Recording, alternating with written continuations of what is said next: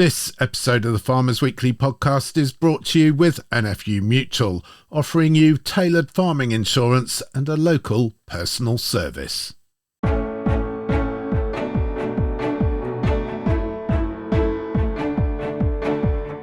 Over half of England's farmland, more than 50,000 farm businesses, are already benefiting from our record investment in environmental land management schemes.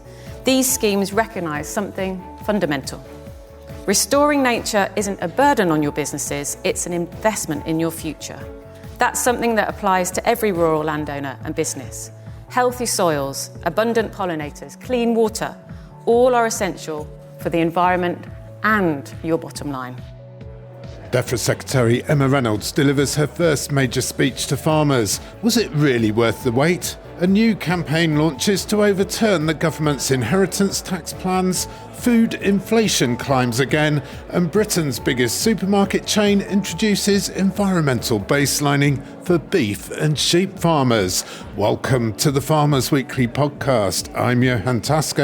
I'm Louise Impey. I'm Hugh. Broom.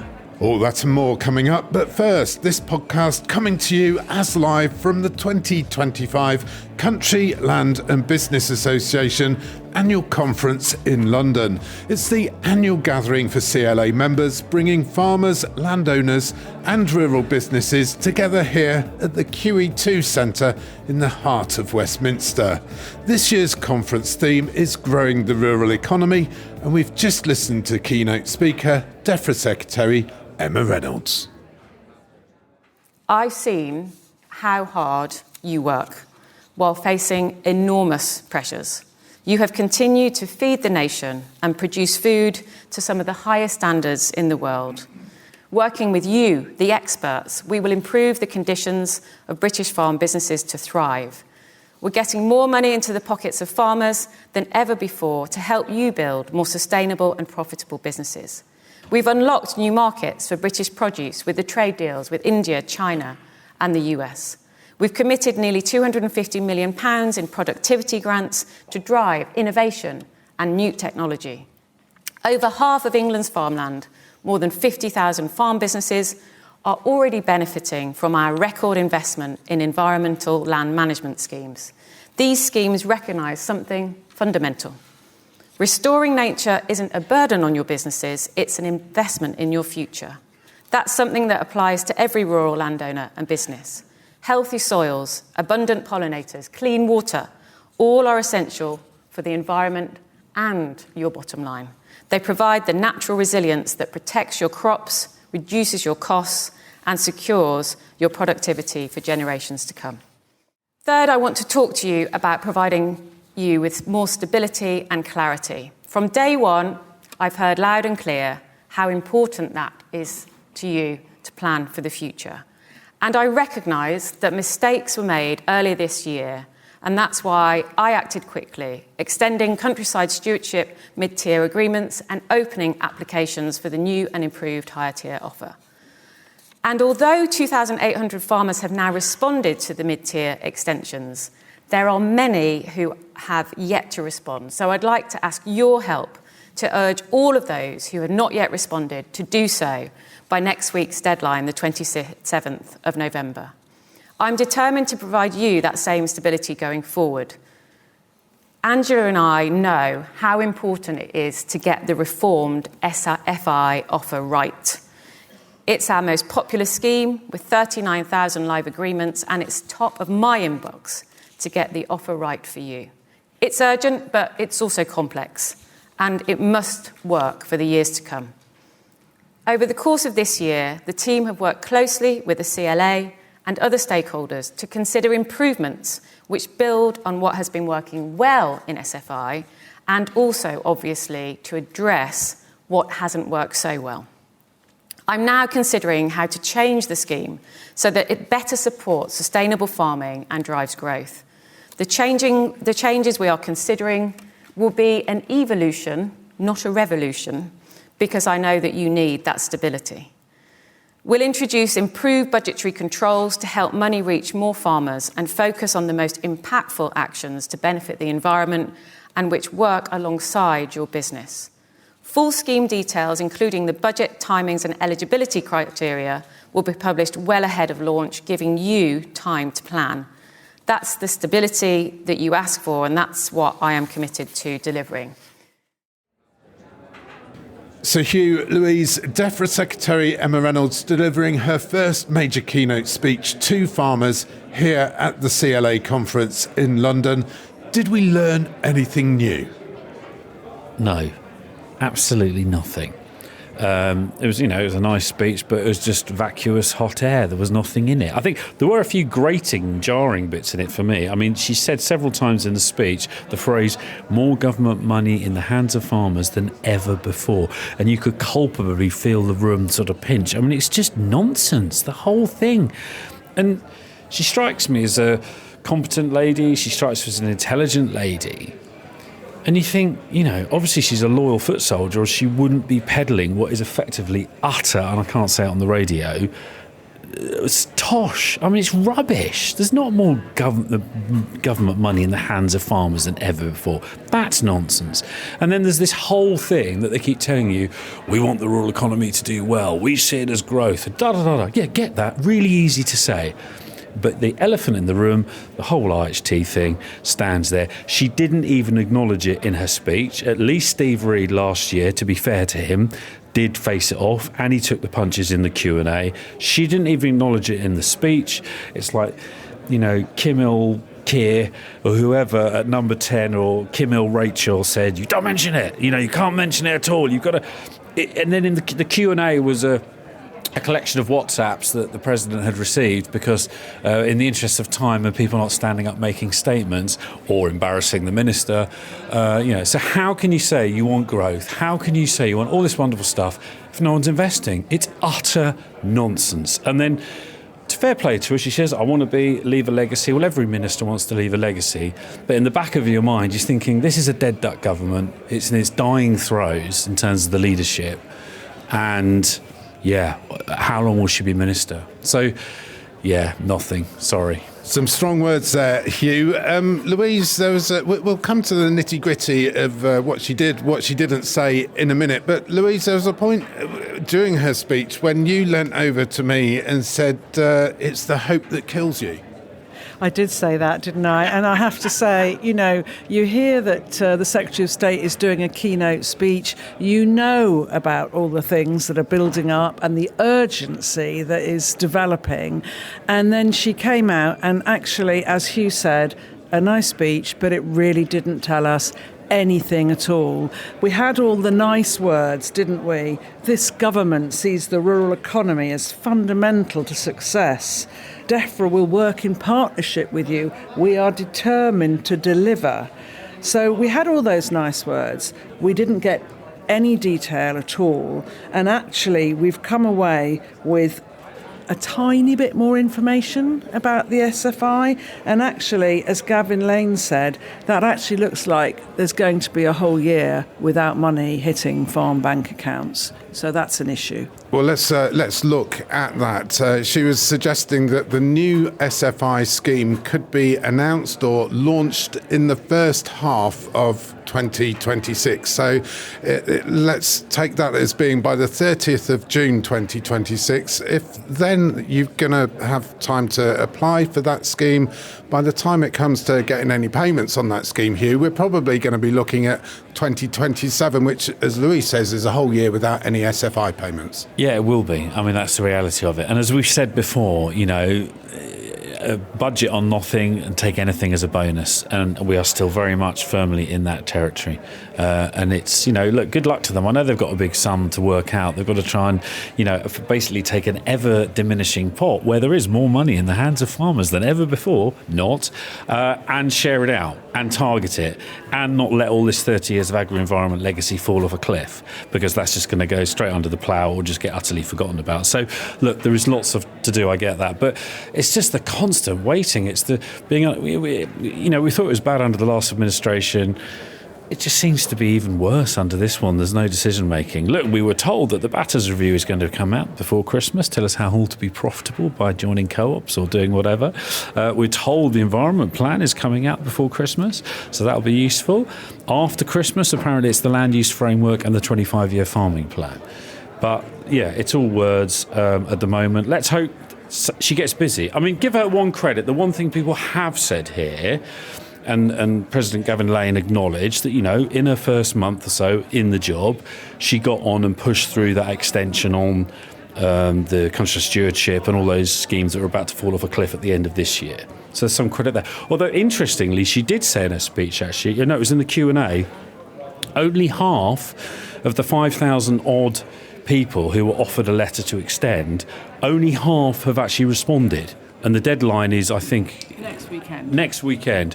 Not a great look, guys. On one hand, we're screaming and shouting, we want all this money and we're crippled without it. But then I'm thinking, what the heck, what's going on here, There's about 5,500 farmers offered the mid-tier countryside stewardship extension, Louise. 2,800 of them have responded positively to that letter, which means, as Hugh says, about half again haven't yet responded, or possibly, as you were suggesting, have made other arrangements. Yeah, there are a few things going on here, aren't there? I mean, come on, there is still a week, and we know how sometimes people work on these sorts of deadlines, so I suspect a lot more will respond. But also, that extension came very late, and when you consider, and Gavin made points about this, timings, cropping years, decisions have to be made. Some of them had given up on the idea of getting an extension, and they had to get on and plan their farming business. So there will be a bit of that, but I'm fairly sure that there will be some more people that respond to next weekend's deadline. So sticking with the SFI just for a minute then, Louise, Emma Reynolds suggesting there might be some trade-offs. Yeah, she did say that in the question and answer session, and this is all about getting the scheme right versus getting it out. She said the ambition, by the way, was for the first half of next year, rather than it definitely will be out in the first half of next year. I think it's quite important that we distinguish that. She also said they'd learnt lessons from SFI mistakes that they had made before, and that's the second time she's held her hands up to that. She told us that improvements and corrections were being made and that they're changing the scheme to better support sustainable farming. So the trade-offs are interesting. Are these going to be caps? Are they going to be limits? We really don't know. We're all fairly convinced the number of actions available to farmers will be reduced, and I think that's probably quite right. A lot of them weren't taken up. But she says they want to give more stability and more predictability with the new scheme. So I think, Hugh, you've got something to say about that. Yeah, I think the one thing is, if you want it, you've either got to cap it, but then you penalise that. It's fine for the little chocolate box 200-acre farms that they can say we're supporting small family farms, but then for the big guys, it's no good. So you're probably going to have the only way forward is to have a very diminished, very small list of options and numbers and areas and things that you can do. She used, for me, actually, one of the other standout moments, I can't remember if it was in her speech or it was in the Q&A about SFI. She clocked the old George Eustace, Alan Partridge line, evolution, not revolution, which I nearly fell off my chair thinking, oh my God, it's Groundhog Day. But look, loads of challenges, it just needs some action. The Farmers Weekly Podcast. And now a special word with this week's podcast partner, NFU Mutual. And we're joined by Dawn Wellman from NFU Mutual's Angus office. How are you helping your farming customers on a daily basis? And what's your biggest ask from farmers at the moment? I think building long-lasting relationships with our customers is really important, and it's the heart of everything that we do. The better we can understand our customers' businesses, the better the advice we can offer. Modern technology is changing farming and the risks those businesses can face. Cyber insurance is forming a bigger part of the conversations we're now having. This is not a risk just facing large corporate businesses. It can affect all businesses, big and small, including our farming customers. And we do have access to cyber insurance through selected providers and can discuss the costs and options involved. A lot of challenges facing farmers at the moment. How can NFU Mutual help ease that pressure? NFU Mutual, alongside the farmers' unions, are always here to support our farming members in any way that we can. It's imperative that we're regularly reviewing cover with our customers so that if the worst does happen, we can help ensure the right cover is in place and provide an efficient and smooth claims process. One area in particular that's important to consider is underinsurance and what this means. Ensuring you have sufficient cover in place and are insured for the right amount is crucial in the event of a claim. We have access to valuation services for rebuild cost assessments, and we can discuss this with our customers and the options available to them.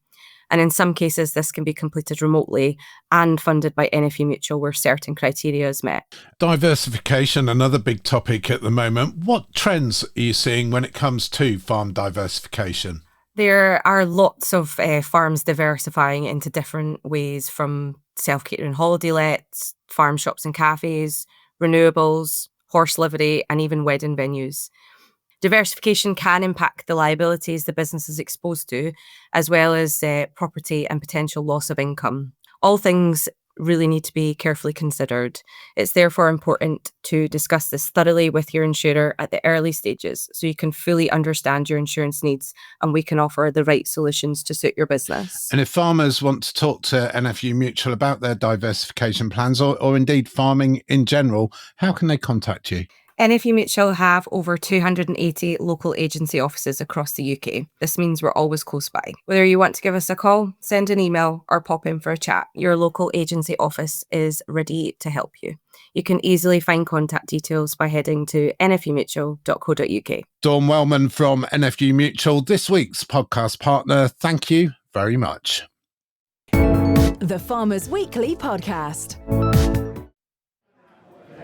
Now, just a couple of days before the CLA conference here in London, farmers again came to Westminster to protest against the government's inheritance tax plans.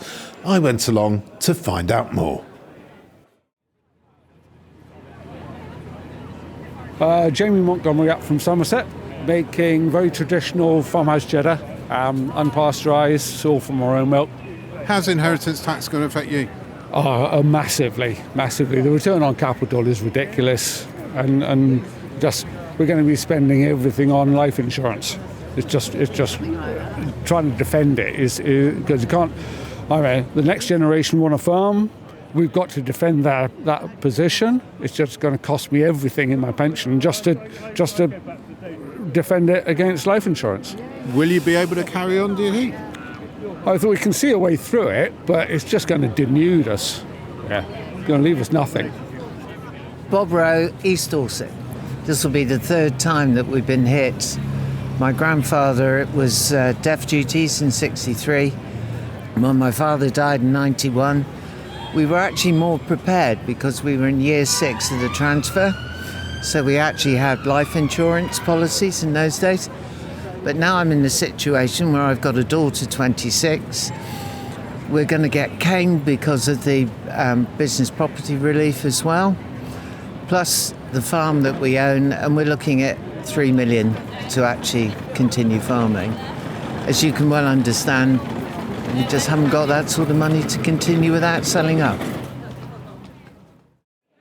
Led by Oxfordshire farmer David Passmore, the protest coincided with the launch of the Fairer Family Farming Campaign, a digital crowdfunder targeting MPs and other parliamentarians. David, you've come here today, you've brought a limousine heifer with you. Yeah, we have. We bought Vicky the cow. She's as you can see, a beautiful cow. And this week we've launched a Fairer Family Farming campaign, which is a very targeted campaign behind the scenes in and around these buildings here in Westminster to bring about change within Labour. And we're not against the principle of a tax, it's just catching the wrong people, and it is very evident when you read these reports, it's catching out too many small farmers and not the people using APR and BPR to avoid inheritance tax. And that was the original principle of the legislation, and it's just so badly wrong. The case is compelling for change, and over the coming months that's what our campaign will be doing. A lot of it won't be in the sort of public domain because the power is in these buildings. And that's what we're targeting. We're working with people who specialise in political strategy challenges like this. And it doesn't need a climb down from the government because the principle's right. It just needs a reworking. And there's options out there that raise more money and protect so many small family farmers. And also it will give people hope that there's some serious work going on behind the scenes. And it's the budget next week. We realistically can't see anything in the budget next week on this. The budget's about looking forward on taxation, not correcting previous errors. And the budget's not going to close the door on this. It's still a live debate, and our campaign, we're prepared for the long haul, and that's what we're focused on, purely that. So this is something that we really haven't seen yet. We've seen boots on the ground, we've seen tractors in Whitehall where we are now, we've seen the NFU lobbying. You're taking a different tack. This is almost like a digital campaign, almost a one-on-one campaign, very personal to reach those MPs. Highly targeted by people who tackle policy challenges like this. It will be out there. It'll be on this podcast, it will be in the papers, it's on Radio 4 today, which is great, and that's part of it, keeping it there. And next week, Whitehall will be full again of tractors. That will keep it in the news. That's not really going to get it over the line. It's getting 150 Labour MPs going to their Chief Whip in the Treasury saying, we are wrong. And that is the focus of this. There's been a lot of good work on, the NFU have done a huge amount of raising the issues with MPs. They're aware of it, but it's getting a big enough pull to get it over the line. And it's not a climb down, it's not a U-turn, it's a reworking of almost every line of the legislation.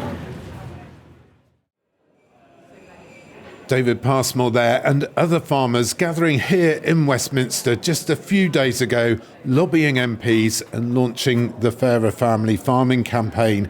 Hugh, important not to get despondent if inheritance tax isn't reversed in next week's budget. Any reversal perhaps more likely to come in the finance bill after the new year. Yeah, and ultimately it's tied up in the finance bill because it's last year's budget.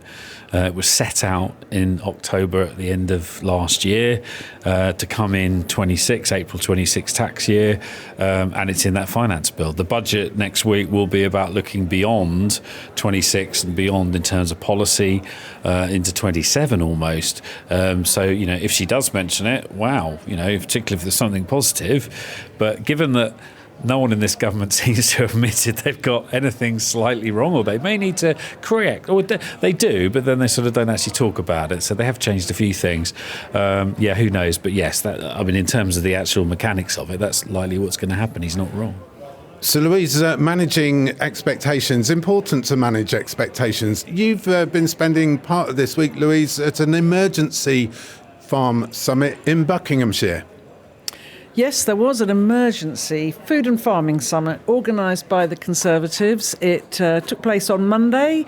It was at Andrew and Alex Hunter's farm just outside Aylesbury, and we heard from Kemi Badenoch, we heard from Victoria Atkins, and they were saying to the gathered farmers and industry representatives there, help us to help you. So I think the plan is they are writing to the government at the end of this week with all the things that came out from Monday. They held quite a few roundtables and discussions with people, writing to the government with what needs to be achieved. But again, stress this is about the next 12 months. And I think we've already said on this podcast today, there's some real urgency coming in now for some of these farming businesses, and they need that clarity and that help. And this Fairer Family Farming campaign, Louise, is all about reaching MPs in the House of Commons, perhaps, even as they're doom scrolling through debates. If they want to, they'll be able to get the facts on the impact of inheritance tax, what impact it's likely to have on family farms. Yeah, that's right. I mean, this is a grassroots campaign, isn't it? It was started and organised by 3 farmers, and it is apolitical, so they are not allied to any particular party, and it is a single issue campaign, so this is just about inheritance tax. And yes, they are targeting MPs. They feel that there's still some headway that can be made there, so that's what it's all about. It's ongoing. They are, as you've already said, and as Hugh has explained, it's not all over next Wednesday. They feel that there's still mileage, it's worth doing, and things could still be changed.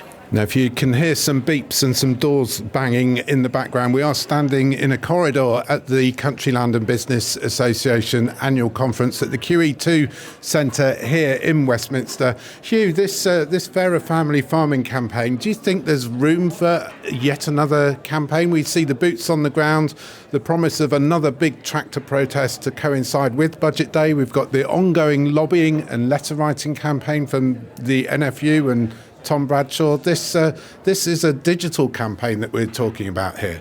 Look, I think everything helps, doesn't it? It's such a huge issue.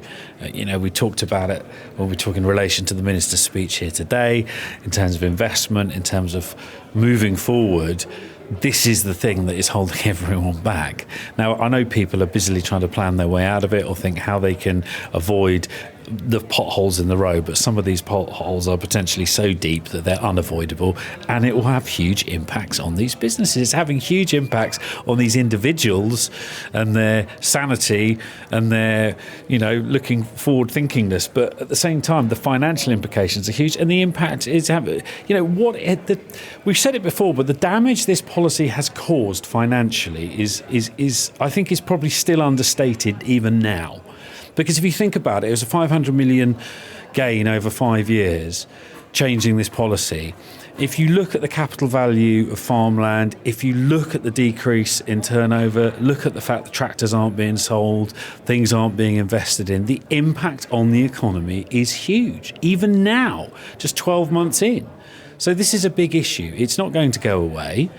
We have to be strong. We have to look beyond even what this government is thinking, because hopefully we're all still going to be here in 5 or 10 years' time producing food for a nation, unless we've turned into the biggest Deliveroo customer on the planet and we just .com everything in. So we have to keep moving forward. So it's a welcome, another strand to this mini stringed bow that is playing to try and get this policy changed and tweaked to make sure that we can carry on producing food for the future.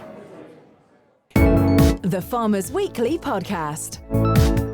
And now a special message from Bayer. Aim high with DeKalb hybrid maize varieties from Bayer, the smart choice for biogas production. Introducing DK2742, the high-output main crop maize from Bayer. Powered by DeKalb's global maize breeding expertise and agronomic innovation, DKC2742 is built for reliability. It offers strong early vigour and reliable establishment, delivering high-quality, high biomass maize across a range of growing conditions. Talk to your seed supplier about DeKalb maize now. Strong start, big energy. DeKalb DKC2742 by Bayer. The Farmers Weekly Podcast. You're listening to the Farmers Weekly Podcast. Welcome along wherever you're listening to us from. Remember, you can email us, podcast@fwi.co.uk. And if you're in the UK itself, you can message us by texting the word farm, followed by your message to 88440. Recorded as live at the Country Land and Business Association annual conference at the QE2 Centre in Westminster. Hugh, some interesting news this week when it comes to inflation figures. Inflation down to 3.6%, but within that, food inflation up to 4.9%. Yeah, 4.9% was the underlying food inflation figure for October. So that was, it rose by 0.5% off September's figures. So it's still stubbornly high. And it's interesting, actually. Emma Reynolds, obviously here at the conference today. Last night, she was at the Food and Drink Federation event went, and she gave a speech there. And she's talking about, they put a presser out yesterday afternoon, Defra, because we thought, oh, she might be talking about it here. And we thought about some other more substantial things she might talk about here, but obviously she didn't. But one of the things in that was talking about this idea of government helping to ease away tariffs on ingredients costs, because the Food and Drink Federation, who do a fantastic job representing all of the manufacturers, which is a huge set of businesses, since January 20, their headline figure is 40% inflation, and they're being really hammered. But it's not just ingredients, because the cynics and probably most of the accurate accountants in the room would say, well, look, the ingredients, the raw materials are a small bit of it. What isn't helping us, in much the same way it doesn't help our farm businesses or any other business we're running, is overheads being higher, particularly around employment costs. We all know that's gone up massively for everybody. So there's a big concern that inflation is not eroding. And this is obviously government, a little bit of a knee-jerk, you could say, if we could ease away a little bit of that tariff percentage on those ingredients you're buying from abroad, that's going to have a big impact. I mean, one of the few things, though, that's scary that has increased, and we've seen it because we read the prices out every week, year on year, the Food and Drink Federation's dashboard for September, beef has gone up by 35%. But then on the input side, energy's not too bad, but fertiliser, that's gone up by 18%. So these are all compounding. Now, let's hope they don't go mad and start eroding away on tariffs on imported beef, because that would have an impact on the UK market. Although some might say that the global market is so tight anyway, there's not masses, there is some, but not masses of discount elsewhere in the world. But it's interesting. That inflation, if you don't get it under control, it's a horrible smell in the room that keeps lingering and lingering and lingering. There's not been very much here at the conference for farmers, but Louise, a Labour government, who said it on the podcast before, is probably always going to come at the food and farming thing from the food price angle. Yeah, I mean, the cost of food is a real issue. Cost of living, it's a big problem. But of course, it's not just farming that is in the spotlight, if you like, for this. We all know that the hospitality sector is having a really difficult time at the moment. And it was interesting to me because I was away at the weekend with a friend who works in the hospitality sector. And he said that time and time again, they have taken ideas to the Treasury to have a discussion with them to try and ease some of the issues that they're having, and the door is just shut. They cannot get in there. So, we've talked at length, haven't we, about the Treasury's attitude for farming, but it seems it goes wider than that, and these other sectors are also having a really hard time. Hugh, the farmer-owned AF Group recently put out its ag inflation figures. Farm input costs still going up, not as rapidly or not as steeply as they were before. The gap between retail prices and farm gate prices narrowing very, very slightly, but there's still no margin, not much margin there for many farmers, and beef perhaps an exception. Yeah, beef would be an exception, and possibly lamb at the moment, but certainly we look what's happening in the dairy industry with that milk price crash we've seen over the last sort of 3-4 weeks now. Some people down sort of 34 or lower in terms of what we're getting with cost of production above 40p. So some real pressure on there. I don't need to mention the arable market because that's just been horrendous. And interestingly, when you look at the Food and Drink Federation commodity figures, all of the arable figures, I'm sorry guys, they're just terrible. I think rice globally year on year is down 35%. I mean, it's a terrible market. So it's like a perfect storm. You would think, would you not, that if you were the government, you'd be trying to think of ways to cut business costs to encourage growth, particularly at a time when all those raw materials, with the exception of beef, including energy in real terms now compared to what it was in 2020, 2021, you'd be trying to get that market away, get people utilising. But no, you just shovel on a load of cost at the employment end and utterly choke it, which is what is happening at the moment. As Louise said, in hospitality, it's happening in every other sector as well. So it's a bizarre set of circumstances, and people keep on eating. The climate keeps on challenging us, and those are the other reasons why we're seeing these curtailments. It's why we're seeing spikes in the coffee market, in the cocoa market. So you just need to sort of let the break off, let the growth happen, and perhaps make the most of where those raw materials are the cheapest. Louise, any solace out there for arable growers? You were talking just weeks ago about farmers just not wanting to grow wheat. Yeah, I can't find any solace at the moment. I would have to say that it's all in free fall, really. But of course, we all know these things don't last forever, do they? Farmers have been around for a long time. We have to hope for an upturn in these markets. We've had fantastic drilling conditions. We've got these crops growing beautifully. So let's hope, fingers crossed, things are going to turn around, things are going to improve. Perhaps all these beef animals that Hugh's got are going to eat more grain, and that's going to help the situation. But no, right now, not great. The number of cows keeps going down. No, but look, I got told off this week by an esteemed Herefordshire farmer for being too depressing. So look, in the long term, look, we love the job we do, and we have got to keep powering forward, despite all the policy humps in the road, despite everything there. Don't forget, people still need to eat. They don't make land anymore.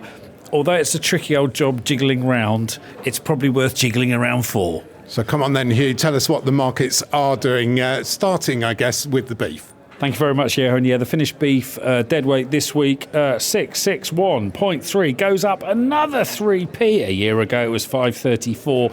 The live weight, that's actually dropped back about 3 pence, 367.7. Onto the sheep rings, 692 dead is the SQQ on the dead weight this week. That's gone up nearly 20p on the week. It's gone up 18p. The dead weight, 322.7. That goes up about a penny and a half on the week. Not much cheer in the pig price, I'm afraid. It's gone back about a penny. It's £2 or 200.3 pence this week, so there's not much cheer there, and I'm afraid the arable markets are equally as fun as ever. So feed wheat this week, 165.9. That is it's gone up all of 10p a tonne if you're selling on the spot.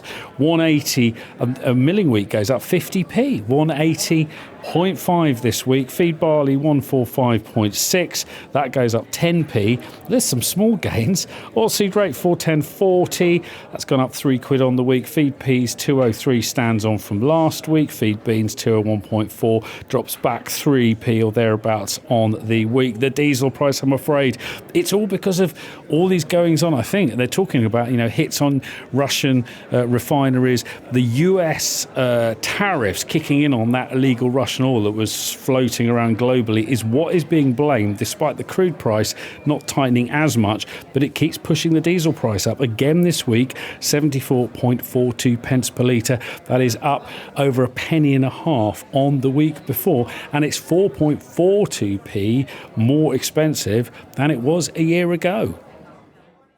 The Farmers Weekly Podcast.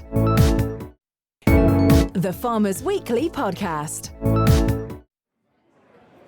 And finally, a £1.5 million initiative has been launched by retail giant Tesco to help beef and sheep farmers monitor soil, water and biodiversity. Britain's biggest supermarket says it wants a national baselining framework to safeguard UK food security and help farmers become more resilient. Bedfordshire beef and sheep farmer Rob Pratt told me why measuring environmental performance is so important. Currently, we think we're doing the right thing. Are we doing the right thing? I'm not sure because we can't measure it. If we could measure it, we would like to draw a line in the sand. This is currently where we are. And through tweaking a few things, through genetics, through different management techniques, if we can improve year on year going in the right direction, I think that would definitely be the way forward. But then there isn't really much joined up writing at the minute or joined up thinking in the minute on what the different retailers want. How are things measured? I mean, we really do need an industry standard. And as an industry, if we can improve year on year, we have got a story to tell. And that's what I'd like to think we could all work together. And in terms of working together, I mean, some Farmers Weekly podcast listeners, some Farmers Weekly readers will say, well, these are big bad retailers screwing us down on price. But you seem to be saying that actually it can work. We do need to work together as a supply chain, and you're confident that that will bring benefits to you. Yeah, well, whether it's because I do sell a bit of meat myself on a Saturday, but really what the retailers want is the confidence and trust of their customers. As farmers, the retailers are our customers, but the public are the ones that eat our products. And if we are seen to proactively look at baselining, reducing emissions, going in the right direction, I think the public will appreciate that we're all trying to do our bit. We want the retailers to look at their systems, look at their shops, look at their energy requirement. We want the processors to do the same.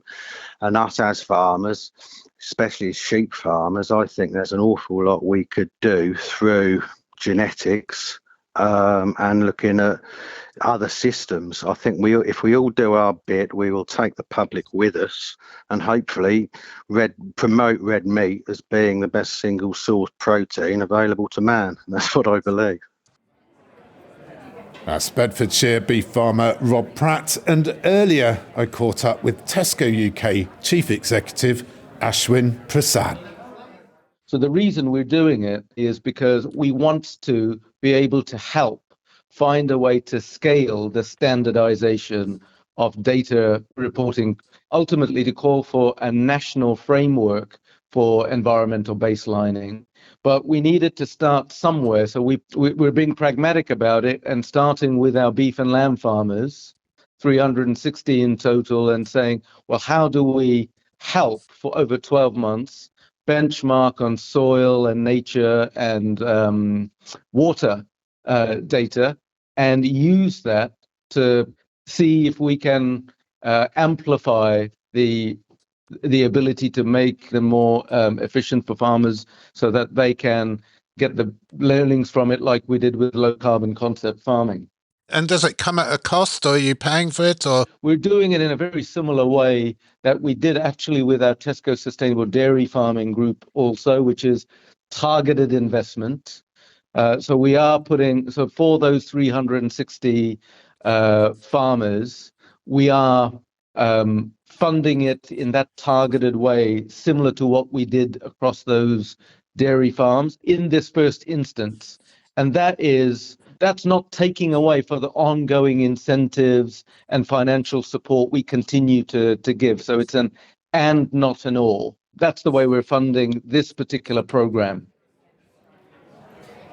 That's Ashwin Prasad from Tesco, and before him, beef and sheep farmer Rob Pratt, calling for a baselining framework to support UK farming and data. Hugh, this is something that you're always banging on about yourself. Yeah, it's like a broken record, isn't it? Yeah. Well, look, great that Tesco have come out and said this. They're getting, 350, 400 farmers to take part. There'll be some people in the room querying the metric. They're using Soil Association Exchange, and that's to some people is a bit of a red rag politically because it perhaps isn't a true reflection. It's historically some have accused it of being slightly through rose-tinted glasses and a bit organic. Yes, and that's fair enough. But look, it's a good metric. It's a metric, should we say? But I suppose what it does beg the question, doesn't it, is here we are in a situation where they're going out doing a baselining thing themselves. We've got HDB are on this baselining project at the moment. They're doing that's getting there. It's about a year into that project. But it does beg the question, doesn't it? Wouldn't it have been great if 4 or 5, when people were calling for it 6 years ago even, we'd got our heads together and agreed a proper baselining metric and moved on, because then it would be there. And they're sort of asking for that, aren't they, in their outcomes, and one of their ideas is there should be a national sort of database. I mean, HDB have got their data exchange thing going on, but there should be some national baselines and there should be stuff to set by. And also, wouldn't it be really handy if there was a national platform on which you could hang your baselining data, like a farm assurance type platform? Oh my God, I've just scared all the horses. But that's the reality of it. And then I suppose the cynics in the room will say, yeah, it's great Tesco are doing this, but this is all about satisfying their scope 3. So they're investing in this amount of money, but fair play, it's their supply chain. They want to make it transparent to see what's going on, and they need the scope 3 numbers for their business, for their scope 3 return at the end of each year. So it's a bit like when the banks give you a free Soil Association Exchange. They're not doing it because they love you. They do it because they've got to put a scope 3 figure next to all the cash they lend to nasty little farmers like me. Louise, Rob Pratt saying that if we are going to make claims, environmental claims as an industry, we do need the evidence, the data to back it up. Yeah, we definitely need that evidence and that data. And I think sustainable supply chains are now really becoming much more accepted by the farming industry, and Rob really putting it across very well there. It's interesting, though, isn't it? You know, as Hugh said, this work should have been done a while ago. It is good that Tesco have added their voice to this, because it is a considerable voice. Let's hope that farmers see it that way. You know, this is about capturing soil, water and nature data at scale. So it doesn't mention production at all there, Hugh. This is environmental baselining, which is part of the picture only, isn't it? So obviously they see that data as having real value, Tesco. For a farmer, it has some value, but it's not the whole picture. So, you know, it'll be interesting. And they're calling for this national framework, as Hugh pointed out. They have called for this before. I'm not quite sure where that's going to go. But, I mean, it's like, you know, they're one of our, as farming, UK farming, Tesco, one of our biggest customers. You know, generally the customer's always right. And I'm sorry for the people that get all upset about retailers and everything else. But if they're calling for it, and what have we done as an industry? We're getting there, but it's been a bit slow.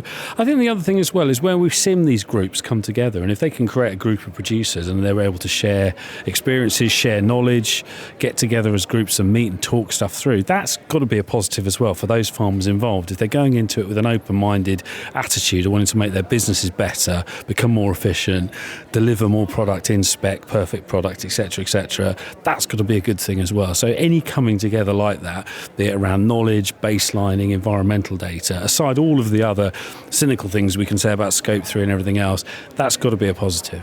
Big supermarkets do often get a bad rap from farmers accusing them of trying to force down the price, force down margins. But both Ashwin Prasad and Rob Pratt saying that everybody in the supply chain needs to be working more closely together. This whole idea of a partnership approach, Louise, not an us and them. No, it is partnership, absolutely right. And, you know, what they have said in some of the press materials that they provided on this is that they want to give farmers tailored advice to strengthen farm resilience and efficiency. Well, everybody's needing that and needing to go down that route. So that's good. The other thing that they say is they want to help farmers accelerate progress towards a more sustainable food system. And that's something that everyone's going to benefit from. So partnership working and striving for a better future for UK agriculture. That's about it from this episode of the Farmers Weekly podcast from the QE2 Centre here in Westminster and the Country, Land and Business Association annual conference. We'll be back next week with another episode of the Farmers Weekly podcast and all the latest news, views and analysis. We do hope you've enjoyed what you've heard. If you have, please do subscribe to us wherever you get your podcasts. And if you've really enjoyed what you've heard, please do leave us a 5-star review. But for now, until next week, I'm Johann. I'm Louise Impey. I'm Hugh Broom. Thank you for listening.